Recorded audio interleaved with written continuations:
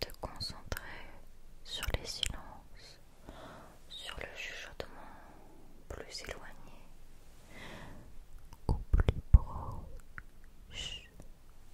Voilà, c'est pour les puristes de la ASMR. La première vidéo ASMR a commencé comme ça. Je sais pas si tu l'as déjà vu, la première vidéo ASMR. C'était un écran noir, tout noir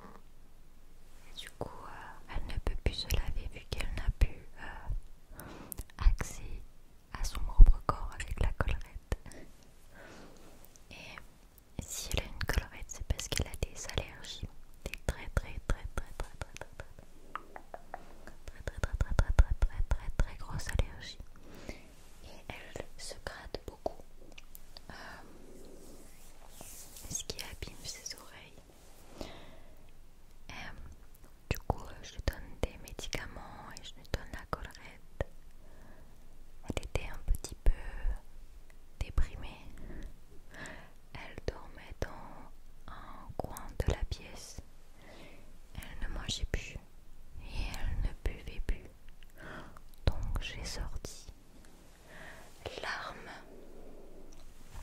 ultime. L'arme ultime, la pâtée. Et ça l'a bien appâté. La pâtée pour la pâtée. La pâtée pour la pâtée. La pâtée pour la pâtée. La pâtée pour la pâtée. La pâtée pour la pâtée. Et bizarrement ça va mieux. J'ai aussi fait tout le jardin. Tout le jardin pour retirer tout le pollen. Je mettrai bien des photos de mon jardin, mais ça voudrait dire qu'il faut que je fasse du montage sur cette vidéo. Je ne suis pas autorisée pour ces vidéos plus simplistes. Voilà, on ne faisait pas ça à l'époque, je vois pas pourquoi je le ferai là. Nous sommes en 2010, voilà, nous sommes en 2010, donc on ne fait pas ce genre de choses, ou même 2015. Je sais pas à partir de quand ça s'est vraiment démocratisé, peut-être les SMR, je sais plus.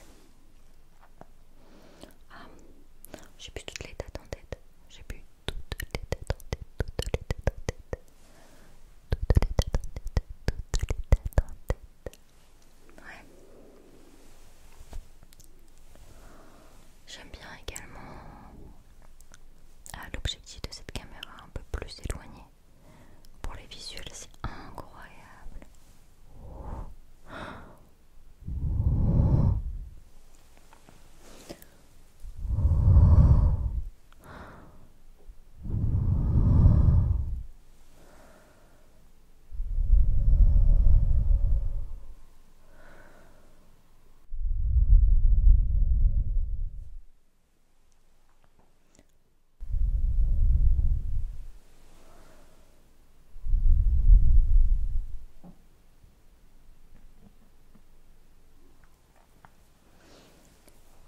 Enfin bref, j'ai la totalité peut-être de ces stories sur Instagram.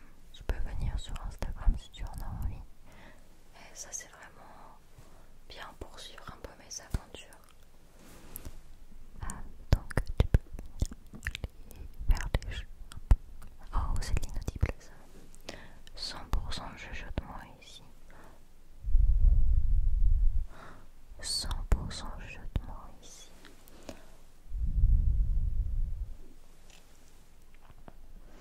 Si je te parle aussi un petit peu de mon chat, bon, c'est aussi pour te dire à quel point j'étais aussi un peu stressée en ce moment.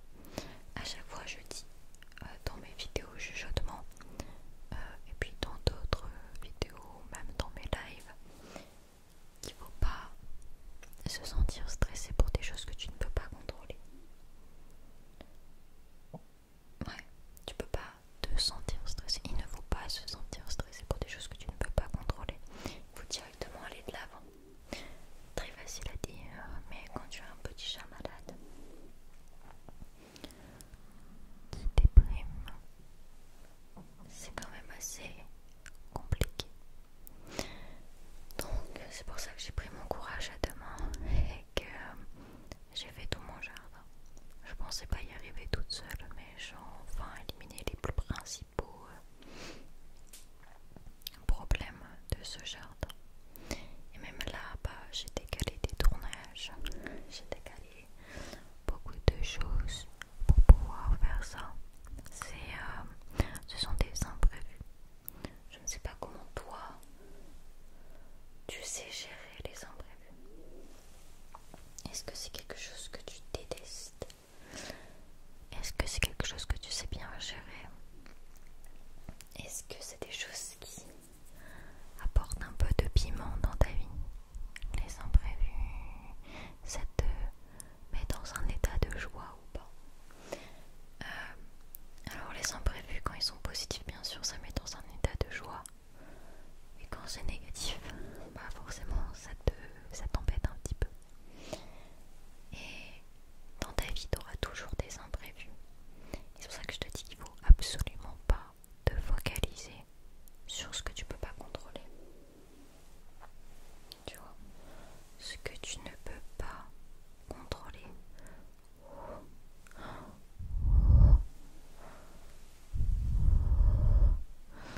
Il ne faut pas que tu mettes de l'émotion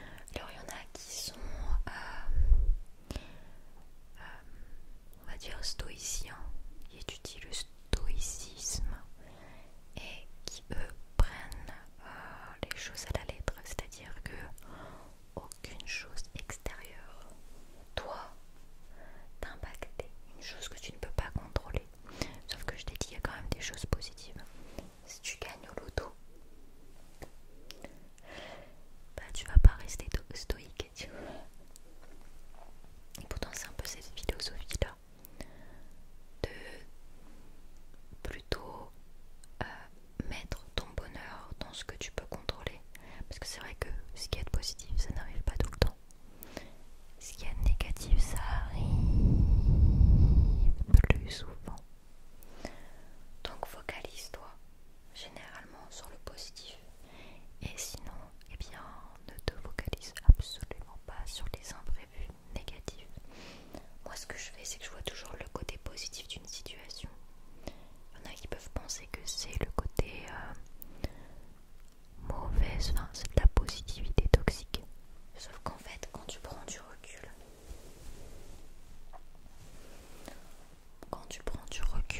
sur cette situation, tu te rends compte qu'au final, c'est plus positif qu'autre chose de penser de cette manière. Parce qu'il faut essayer d'abord de ressentir tes sentiments. Imaginons tu as une très mauvaise nouvelle. Ressens tes sentiments, ressens la colère. Il faut ressentir tout ça dans ton corps. Et ensuite, aller de l'avant. C'est pas oh mince, je sais pas, ma voiture a été détruite. Oh là là, je vois tout de suite le côté positif des choses. Ça veut dire que je vais m'en racheter une de voiture et ça. Non, peut-être pas. Tu as le droit de te sentir en colère, de te sentir, de te sentir triste. Mais il faut pas laisser ce genre d'événement prendre le contrôle sur tes pensées. Tout simplement, ça ne doit pas prendre le contrôle. Si tu vois que ça a trop d'impact dans ta vie, ça montre bien que l'extérieur va dominer, on va dire, ta propre vie. Alors qu'en fait, c'est toi qui es censé vivre la vie que tu as envie de vivre, tu vois. Alors il y a des choses que tu peux pas contrôler, oui. Mais comme je t'ai dit, focalise-toi sur ce que tu peux contrôler et sois heureux avec ce que tu peux contrôler et change les situations à ton avantage sur ce que tu peux contrôler.